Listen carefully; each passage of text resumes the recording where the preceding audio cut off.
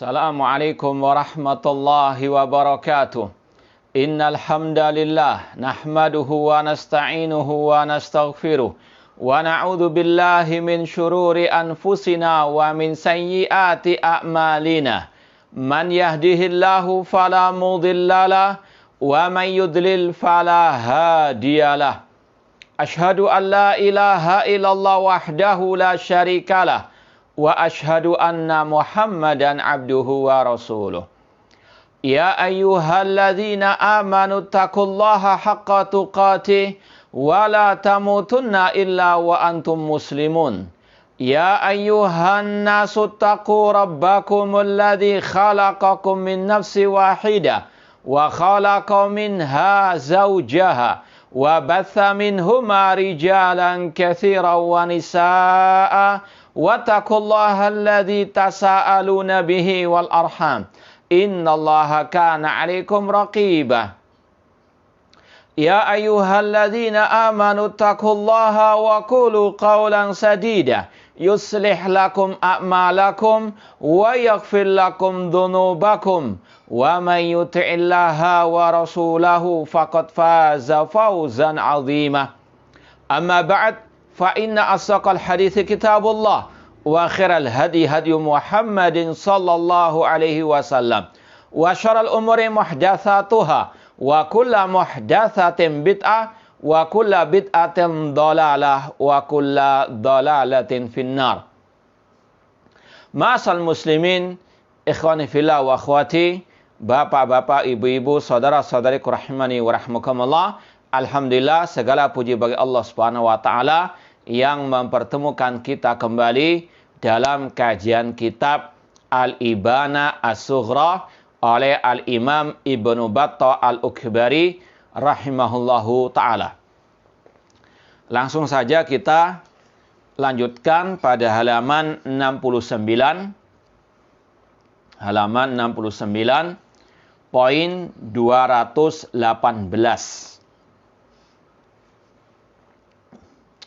Sekali lagi, halaman 69, poin 218.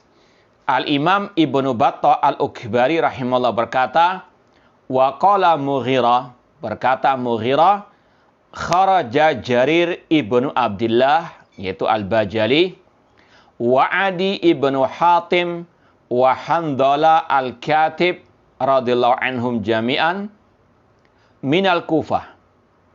Kata Al-Mughirah, Jarir bin Abdullah Al-Bajali, ini semuanya para sahabat Rasulullah SAW, Jarir bin Abdullah Al-Bajali, dan Adi bin Hatim, Handala Al-Katib, radhiyallahu anhum jami'an, mereka ini keluar dari Kufah.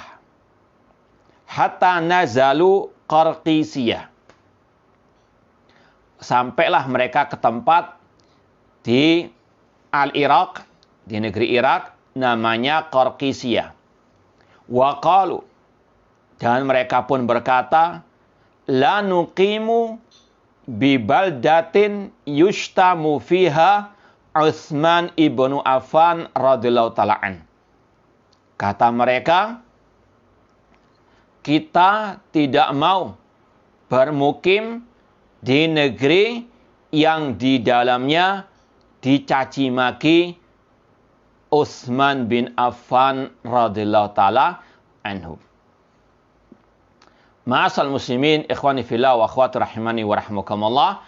Inilah sikap seorang muslim yang sejati, yaitu membela kehormatan para sahabat ar-Rasul sallallahu alaihi wasallam.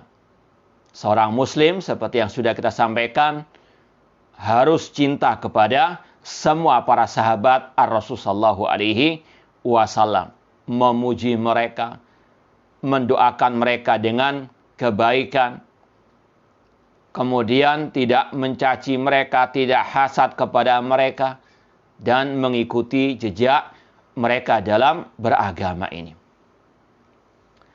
Dan sudah kita pernah sampaikan ucapan Al-Imam At-Tahawi rahimahullah dalam Al-Aqidah Tahawiyah.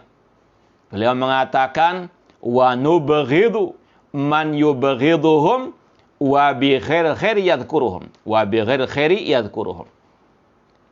Kami Ahlus Sunnah wal Jamaah membenci orang yang membenci para sahabat Rasul SAW dan membenci orang-orang yang mencaci maki para sahabat Rasul SAW. Ini al-wala wal bara, cinta dan benci karena Allah Subhanahu wa taala. Ya. Kita membela para sahabat Rasul SAW karena mereka adalah manusia pilihan Allah Subhanahu wa taala. Allah banyak memuji mereka. Maka kewajiban kita memuji mereka dan membela kehormatan mereka. Ya. Dicontohkan oleh para sahabat Jarir bin Abdullah radhiyallahu anhu, Adi bin Hatim wa Handalah al-Katib. Mereka mengatakan, kami tidak mau tinggal di suatu negeri yang di dalamnya dicaci maki Utsman bin Affan radhiyallahu taala anhu. Karena waktu itu di tempat yang namanya Qorqisiyah di Irak, banyak kelompok Syiah Ar-Rafidhah qatalahumullah. Dan sudah antum bersama ketahui, kelompok Syiah Ar-Rafidhah adalah nenek moyang kelompok-kelompok sesat yang ada sekarang ini. Di antara kelompok sempalan Islam, di antara kelompok sesat yang muncul pertama kali dalam sejarah kaum muslimin, kelompok Syiah Ar-Rafidhah qatalahumullah. Yaitu tepatnya di zaman kekhalifahan Utsman bin Affan radhiyallahu taala anhu, yang dipelopori oleh seorang Yahudi yang masuk Islam dalam keadaan munafik, yaitu Abdullah bin Saba, yang dia bergerilya memprovokasi orang-orang awam untuk membenci Al-Khalifatul Rasyid Utsman bin Affan radhiyallahu anhu, sampai terjadinya pembunuhan, tragedi berdarah, pembunuhan terhadap Al-Khalifatul Rasyid Dzun Nurain Utsman bin Affan radhiyallahu taala anhu. Ya. Mungkin perlu sedikit kita bacakan kisah tragedi tersebut dan pelopor pertama kali yang membenci dan memprovokasi massa untuk membenci pemimpin kaum muslimin, mencaci maki pemimpin kaum muslimin, khususnya Al-Khalifatul Rasyid Utsman bin Affan radhiyallahu anhu. Ini kita bacakan dari kitab Mu'amaratul Hukam fi Dhawil Kitab wa Sunnah oleh Syekh Dr. Abdus Salam Barjas rahimahullah ta'ala, yang masih kita siarkan rekaman ulangnya. Alhamdulillah kitab ini sudah kita khatamkan beberapa tahun silam. Insya Allah bisa sekali lagi dikaji rekaman ulangnya. Di sini ada pembahasan man bada'a bit-ta'ni ala a'immatil muslimin. Di dalam kitab Mu'amaratul Hukam halaman 163 ada bab berjudul siapakah pelopor pencaci maki pemimpin kaum muslimin. Siapakah yang mempelopori akidah dan bid'ah mencaci maki pemimpin kaum muslimin. Kata Syekh Abdus Salam Barjas rahimahullah ta'ala, at-ta'nu fil umara tahta syiaril amri bil ma'ruf wan nahyi anil munkar bid'atun sabaiyah. Mencelah pemimpin kaum muslimin dengan kedok amar ma'ruf nahi munkar itu adalah bid'ah sabaiyah. Ibtada'aha Abdullah bin Saba, yang dipelopori oleh Abdullah bin Saba. Makanya yang mencaci maki pemimpin kaum muslimin, mengatakan pemimpin panen dosa, pemimpin meloroti umat dan seterusnya, ini adalah pengikut Abdullah bin Saba al-Yahudi. Na'udzubillahi min dzalik.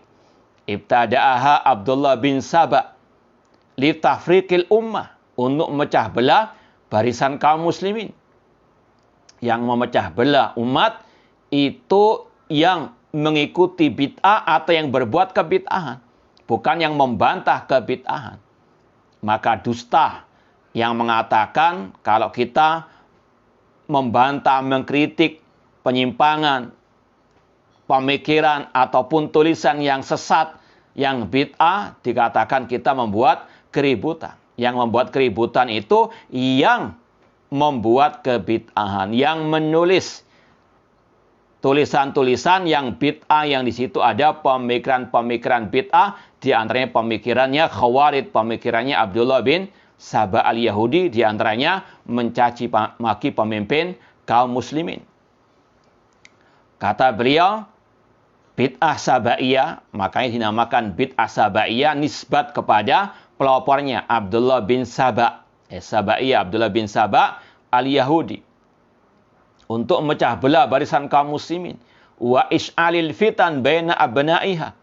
Untuk menyebarkan, menyalakan api fitnah di antara anak-anak kaum muslimin.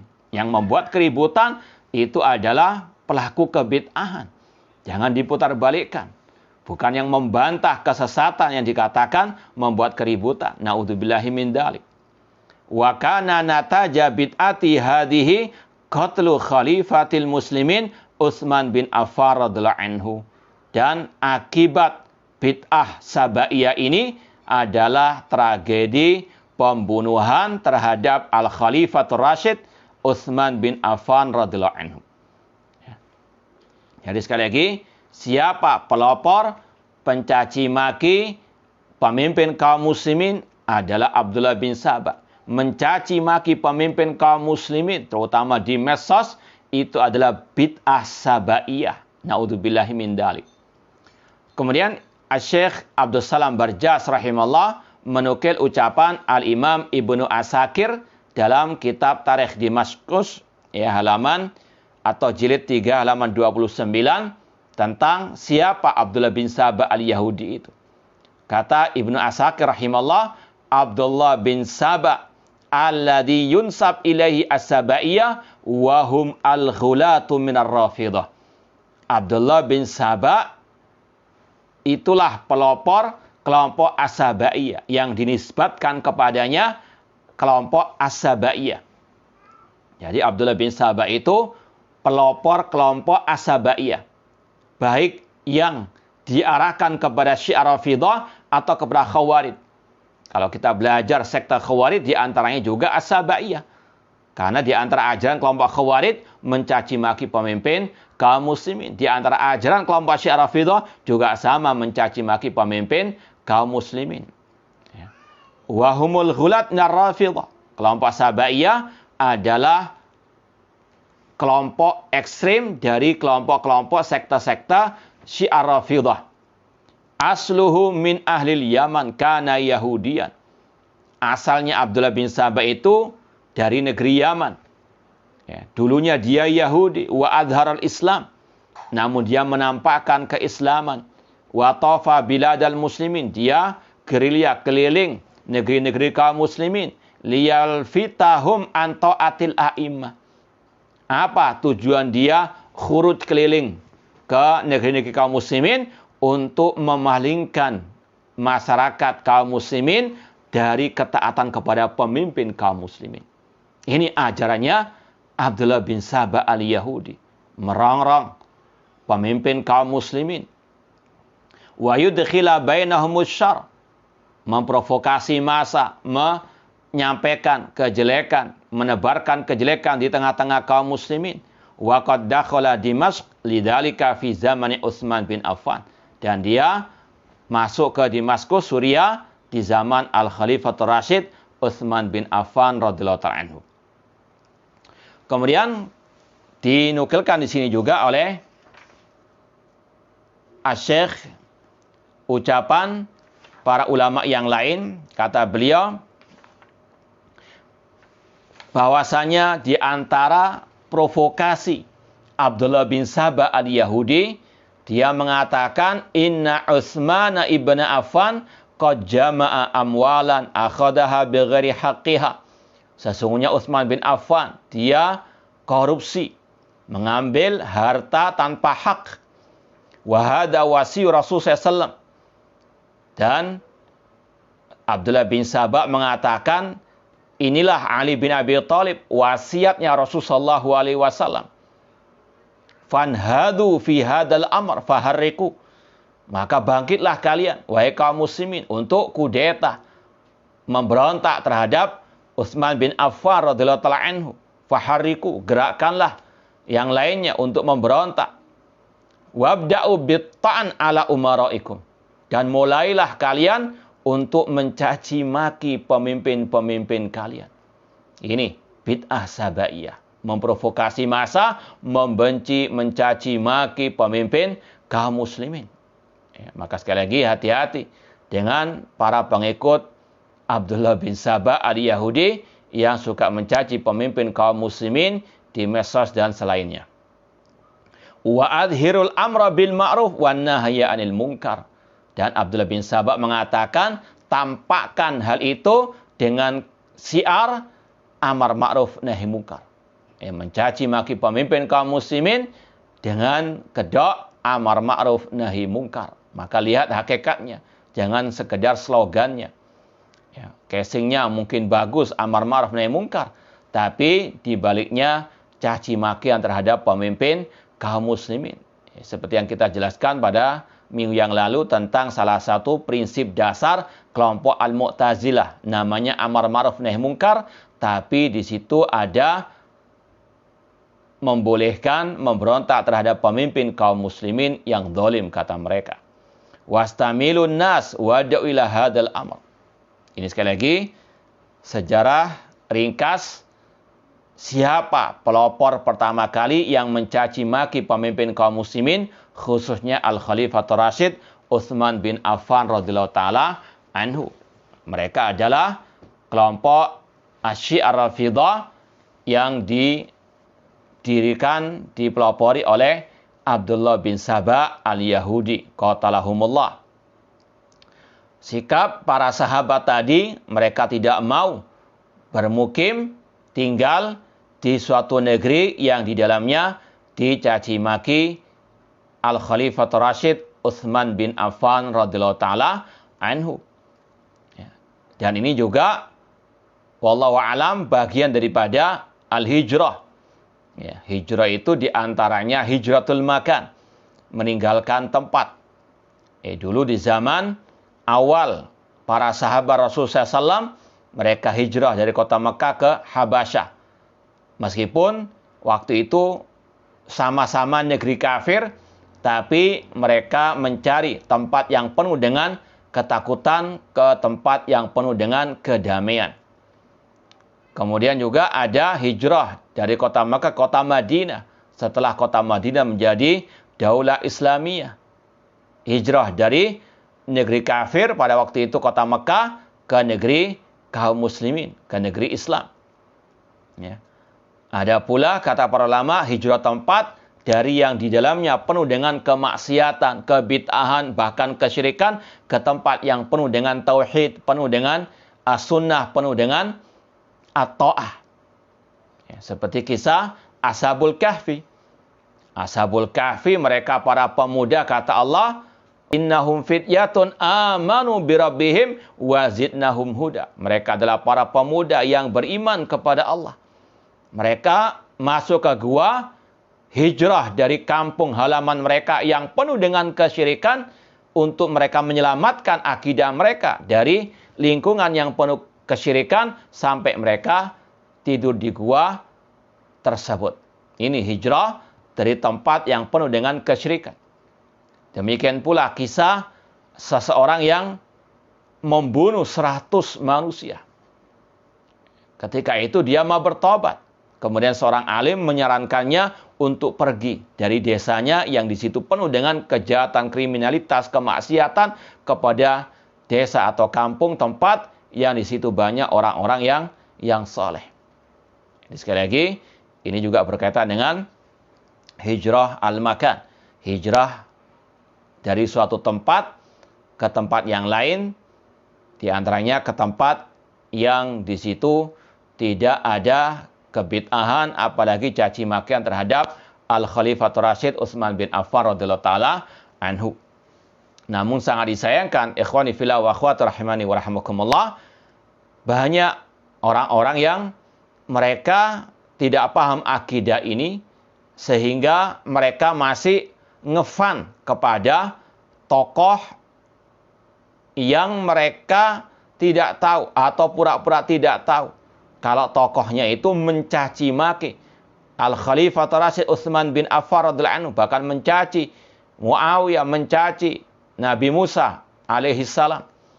Ya, itulah Sayyid Qutb, tokohnya kelompok Haroka, kelompok pergerakan di zaman ini, yang dia mengatakan ahdu Utsman kana fajwatan bainahuma.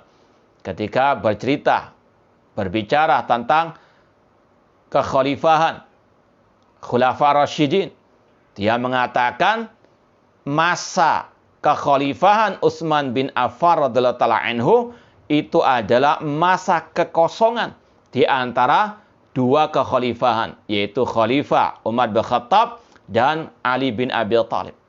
Naudzubillah min dzalik. Artinya kekhalifahan Utsman bin Affan tidak dianggap, tidak dihargai sama sekali. Dikatakan itu seperti kekosongan saja. Naudzubillah min dzalik, padahal kekhalifahan Utsman bin Affan dengan ijma' para sahabat Rasul sallallahu alaihi wasallam. Ya, dan dipilih oleh ahlul halli wal aqd.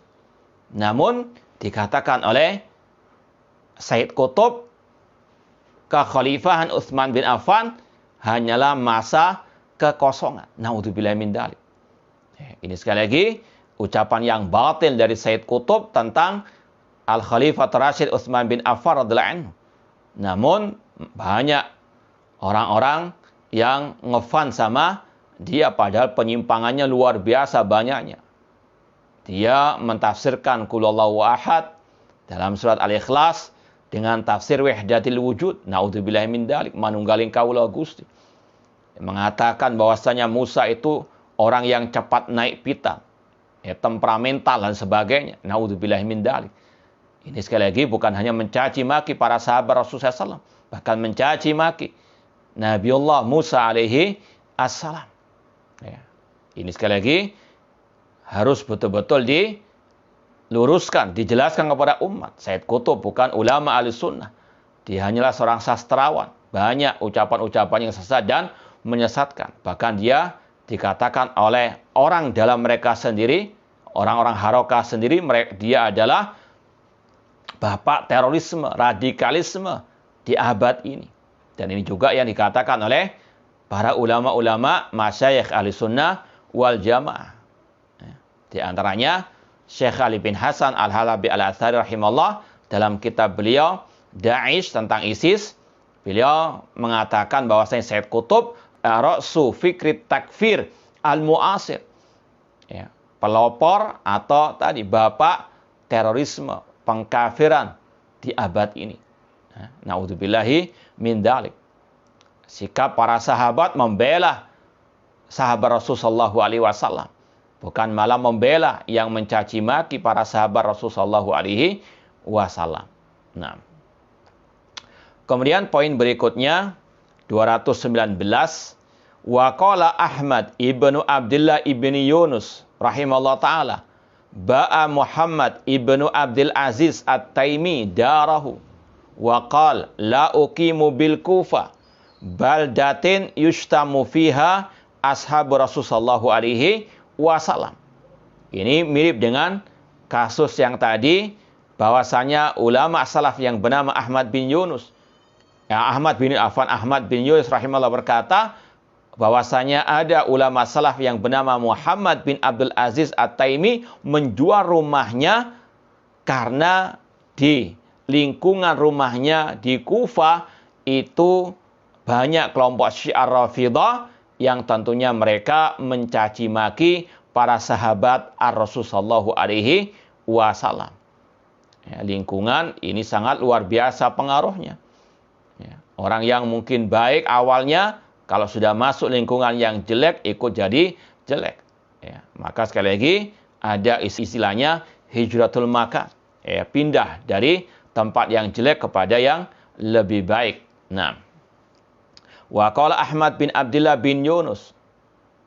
Ahmad bin Abdullah bin Yunus berkata, Muhammad bin Abdul Aziz At-Taimi menjual rumahnya seraya dia berkata, aku tidak mau tinggal di negeri Kufah, negeri yang di dalamnya dicaci maki para sahabat Ar-Rasul sallallahu alaihi wasallam. Sudah pernah kita sampaikan negeri Irak yang di dalamnya ada Al-Kufah. Al-Kufah ada di negeri Irak. Al-Irak itu adalah Mamba'u al-Fitan.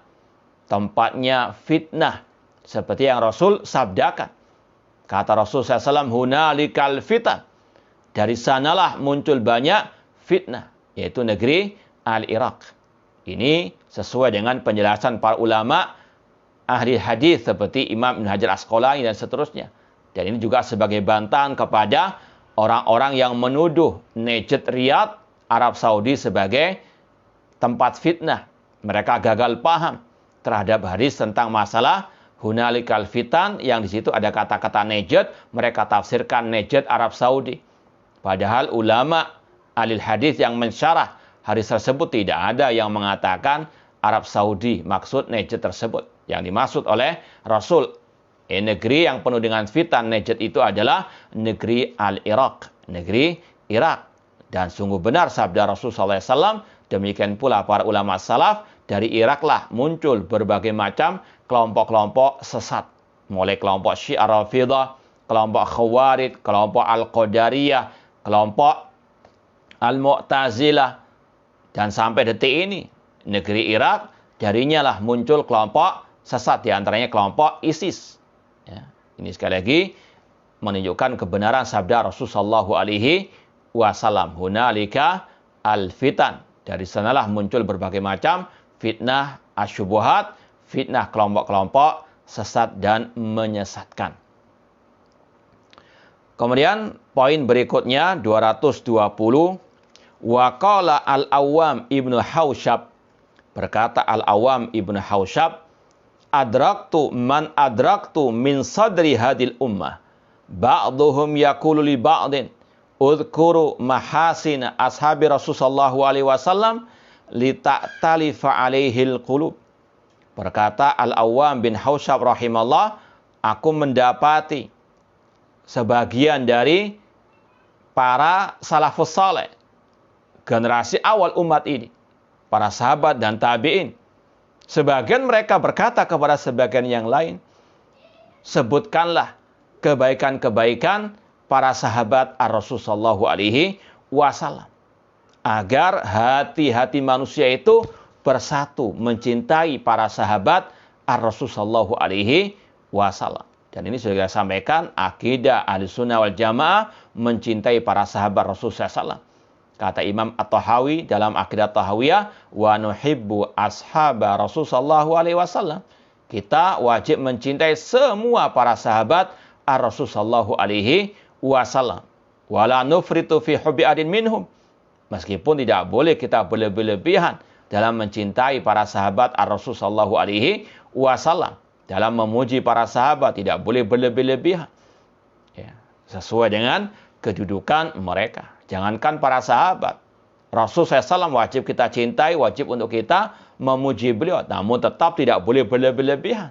Dan ini yang juga Rasul katakan, la tutruni kama atratin nasara Isa ibn Maryam. Jangan kalian berlebihan dalam memuji diriku, sebagaimana orang-orang Nasara berlebihan dalam memuji Nabi Isa alaihi assalam. Ya, namun sangat disayangkan, banyak kaum muslimin yang berlebihan menyanjung memuji Nabi kita Muhammad sallallahu alaihi wasallam sampai mendudukkan beliau sejajar dengan Allah Subhanahu wa taala. Dikatakan Nabi itu bisa menghilangkan kesusahan, bisa memenuhi segala kebutuhan.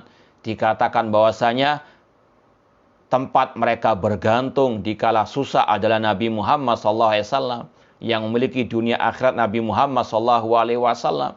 Dan itu ada dalam kasidah-kasidah, salawat-salawat bid'ah mereka. Naudzubillahi min dzalik. Ya, Rasul melarang berlebihan terhadap beliau dan tentunya juga kepada yang lain. Di antaranya kepada para sahabat Rasul sallallahu alaihi wasallam. Wajib kita mencintai mereka, tidak boleh mencaci mereka sama sekali.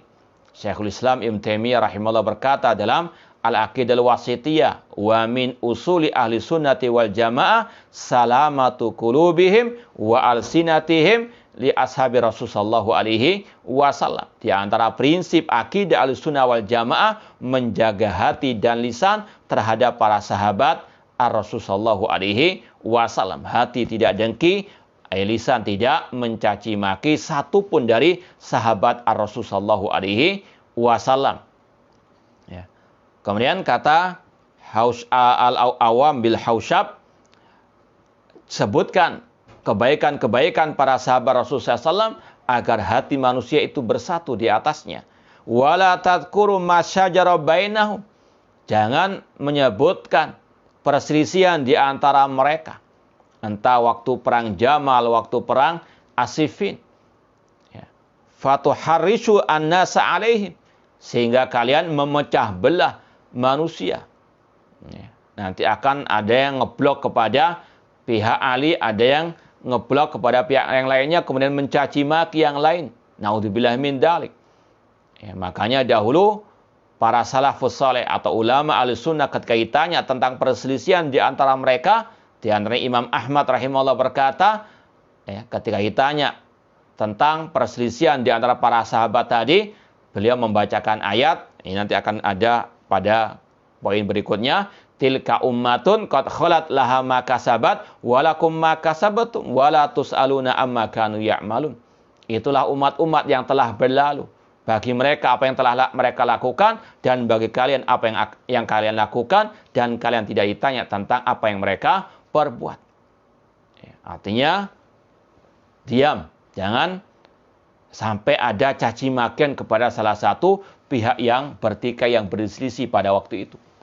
Mereka semua para sahabat ahli ijtihad. Kalau mereka ada yang benar, dapat 2 pahala. Kalau mereka ada yang salah, dapat 1 pahala. Tidak boleh dicaci maki sama sekali. La tasubu ashabi. Kata Rasul, jangan kalian mencaci maki para sahabatku. Masab ashabi fa'alai la'natullah wal malaikati wan nasi ajma'in.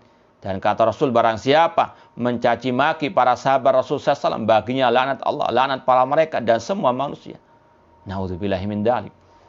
Demikian pula Al-Khalifah Umar bin Abdul Aziz radhiyallahu anhu berkata tentang perselisihan di antara para sahabat, tilka dima'un taharallahu minha suyufana. Itulah darah-darah yang pedang-pedang kita disucikan oleh Allah darinya. Wal an nutahhiru alsinatana minha. Maka sekarang kita sucikan lisan kita dari membicarakan perselisihan antara para sahabat atau mencaci maki para sahabat yang berselisih tersebut. Nah, ini ucapan Al-Awam bin Hausyab yang intinya harus kita menanamkan kecintaan kepada para sahabat Rasulullah SAW di hati-hati kaum muslimin. Bahkan salah satu pelajaran salaf kepada anak-anak mereka bagaimana mereka mencintai Abu Bakar wa Umar dan para sahabat Ar-Rasul sallallahu alaihi wasallam. Poin 221, wa qala Sufyan bin Uyainah, berkata Sufyan bin Uyainah, la yaghillu qalbu ahadin ala ahadin min ashabi Rasul sallallahu alaihi wasallam illa kana qalbuhu alal muslimin aghal. Kata Sufyan bin Uyainah, tidaklah ada seseorang yang hatinya dengki, hasad kepada salah satu para sahabat Rasulullah SAW, kecuali hatinya lebih dengki lagi, sangat dengki kepada kaum muslimin. Kalau sudah dengki kepada para sahabat, apalagi kepada selain para sahabat Rasulullah SAW dari kaum muslimin, lebih dahsyat lagi. Itulah kelompok Syiah Rafidhah qatalahumullah. Mereka sangat luar biasa bencinya kepada kaum muslimin. Cuma ketika mereka dalam keadaan lemah atau keadaan minoritas, mereka taqiyah, menyembunyikan kebencian, menyembunyikan kekufuran, kemunafikan mereka, menampakkan kebaikan, kelemah lembutan. Tapi hati-hati, itulah al-munafiqun. Wa idza laqul ladina amanu qalu amanna wa idza khalau ila syayatinihim qalu inna ma'akum innama nahnu mustahzi'un. Ya, maka hati-hati dengan terutama dai-dai orang-orang Syiah Rafidhah qatalahumullah. Mereka bisa memakai casing apa saja untuk menghalalkan ajaran, melegalkan ajaran mereka di tengah-tengah kaum muslimin. Ya. Sekali lagi, kalau mereka dengki, hasad, benci kepada para sahabat Rasulullah SAW yang Allah telah puji, Rasul telah puji, maka mereka sangat benci lagi kepada kaum muslimin. Dan kelompok Syiah Rafidhah, sejarah kekejaman, kejahatan mereka sangat banyak sekali terhadap Islam dan kaum muslimin. Pada abad ini saja bagaimana mereka membantai kaum muslimin, entah di Irak, di Iran, atau di Suriah, di negeri Yaman. Dan kita yakini perang yang ada di Yaman sekarang, antara negara Arab Saudi yang dibantu oleh negara-negara kaum muslimin Timur Tengah itu melawan para pemberontak, melawan kelompok Syiah Al-Houthiyah, kelompok Syiah Rafidhah qatalahumullah. Kita doakan semoga Allah menghancurkan kelompok Syiah Al-Houthiyah yang mereka jelas-jelas memerangi Islam kaum muslimin, menembakkan roket-roket rudal-rudal mereka lewat drone-drone mereka ke kota Mekah Al-Mukarramah. Mereka sangat membenci kota Mekah, membenci Al-Masjid Al-Haram. Mirip dengan kasus Abraha yang ingin mengalihkan manusia dari Ka'bah ke tempat ibadah mereka di negeri Yaman. Kalau kita lihat kitab-kitab mereka, bagaimana mereka melecehkan kota Mekah. Bahkan kurang lebih mereka mengatakan seandainya bukan karena tanah Karbala tidak ada kota Mekah. Haji 20 kali itu sama dengan 1 kali ziarah ke kubur Al-Husain kata mereka. Naudzubillahi min dzalik. Ini sekali lagi mereka sebetulnya menghalalkan darah kaum muslimin. Cuma sekali lagi kalau dalam keadaan mereka minoritas lemah, mereka menggunakan taqiyah. Artinya kemunafikan, menampakkan kebaikan, kelemah lembutan, toleransi dengan kaum muslimin. Tapi kalau mereka sudah punya kekuatan, akan membantai kaum muslimin. Naudzubillahi min dzalik. Nah. Kemudian poin 222, waqala Sufyan, masih Sufyan bin Uyainah, beliau berkata membacakan ayat yang sudah kita sampaikan tadi dari surat Al-Baqarah, tilka ummatun qad khalat laha ma kasabat wa lakum ma kasabatum wa qala ashabu Muhammadin sallallahu alaihi wasallam. Itulah umat-umat yang telah berlalu. Bagi mereka apa yang mereka telah perbuat dan bagi kalian apa yang kalian perbuat. Yang dimaksud umat yang telah berlalu yaitu para sahabat Rasulullah sallallahu alaihi wasallam. Intinya seperti yang kita sampaikan tadi dari athar atau riwayat Imam Ahmad, dari riwayat Imam Ahmad untuk kita banyak diam tentang perselisihan di antara para sahabat Ar-Rasul sallallahu alaihi wasallam entah di perang Jamal ataupun Siffin. Poin yang ke-223 poin yang terakhir, wa qala Asy-Sya'bi, berkata Asy-Sya'bi, nadartu fil ahwa'i wa kallamtu ahlaha falam ara qauman aqalla aqlan minal khashabiyah. Aku telah meneliti, memperhatikan dalam kelompok-kelompok sesat hali ahwa, atau aku telah meneliti, melihat, memperhatikan dalam berbagai macam bid'ah kelompok-kelompok tersebut, dan aku telah berdialog dengan orang-orangnya, dan aku tidak melihat sekelompok orang yang lebih bodoh, dungu daripada kelompok Al-Khashabiyah, yaitu kelompok Syiah Ar-Rafidhah. Kata para ulama, dinamakan kelompok Syiah Ar-Rafidhah Al-Khashabiyah. Khashab itu artinya kayu. Al-Khashabiyah nisbat kepada Al-Khashab, artinya kayu. Dulu mereka kalau berperang itu pakai kayu. Makanya dinamakan Al-Khashabiyah. Mereka punya keyakinan dahulu tidak boleh berperang dengan pedang sampai munculnya Imam Mahdi mereka. Ini akidah halunya mereka, akidah halusinasinya mereka. Ini salah satu juga contoh kedunguan kelompok Syiah Rafidhah. Mereka meyakini akan muncul Imam Mahdi mereka dari putra, kata mereka, Al-Hasan Al-Askari. Padahal para ulama sejarah mengatakan Al-Hasan Al-Askari tidak punya anak. Namun mereka memaksakan diri.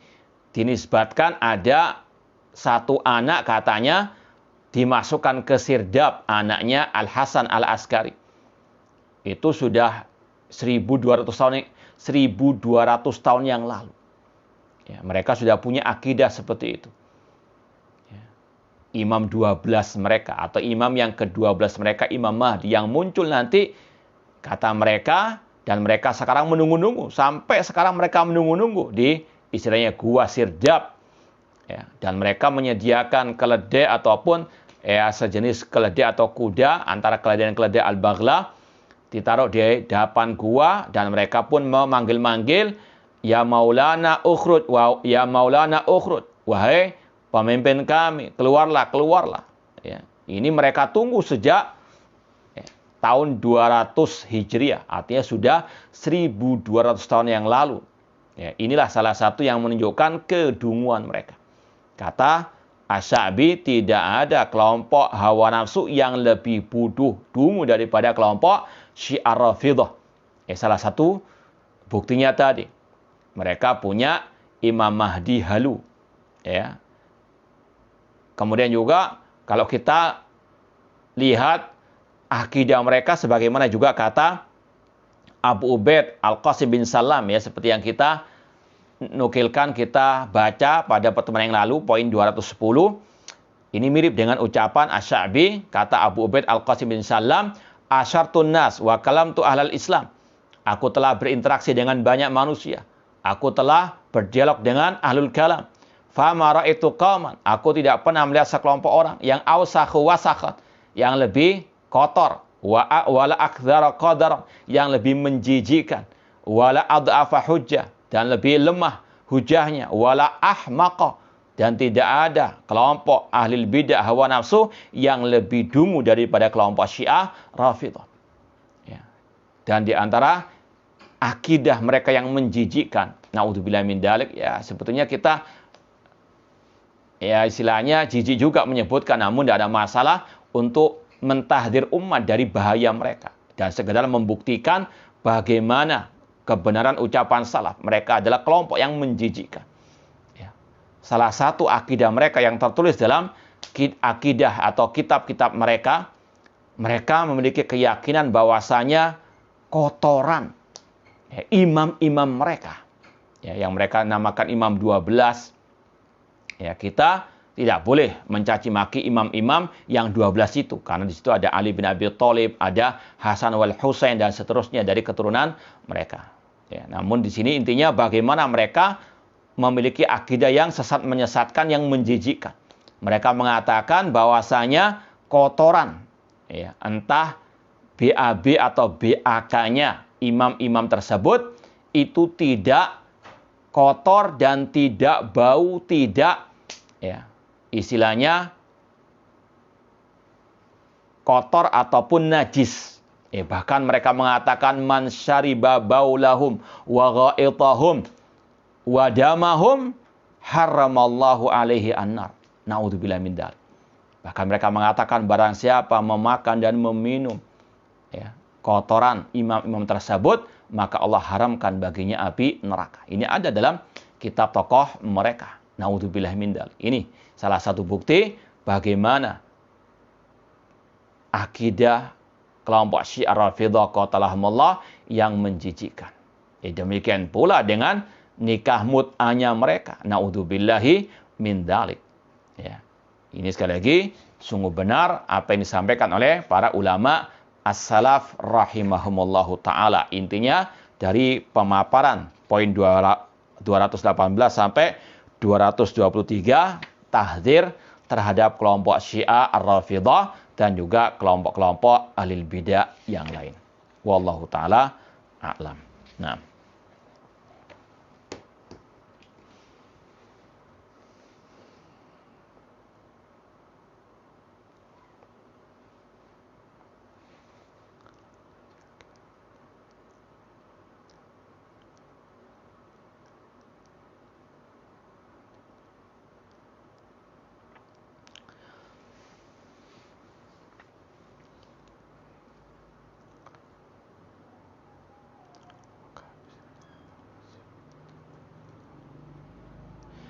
apa bisa dikatakan bahwa setiap ahlul bid'ah adalah orang munafik? Seperti tadi disebutkan tentang Abdullah bin Sabah al-Yahudi yang menampakkan keislaman namun sebenarnya ingin memecah belah kaum muslimin. Tidak benar kalau menyamaratakan semua ahlul bid'ah itu al-munafiqun. Namun sekali lagi pembahasan kita tadi berkaitan dengan Abdullah bin Sabah al-Yahudi. Namun minimal ahlul bid'ah ada kemiripan dengan al-munafiqin. Di antara kemiripan mereka punya sifat wa idza laqul ladzina amanu qalu amanna wa idza khalau ila syayatinihim qalu inna ma'akum innama nahnu mustahzi'un. Mereka bisa bermuka dua. Mereka juga bisa mencela-mencela, mudabdabina baina dzalik. Mereka juga berdusta. Di antara sifat munafikin, idza haddatsa kadzab. Dan itulah sifat ahli al-bid'ah kadzabun. Nah.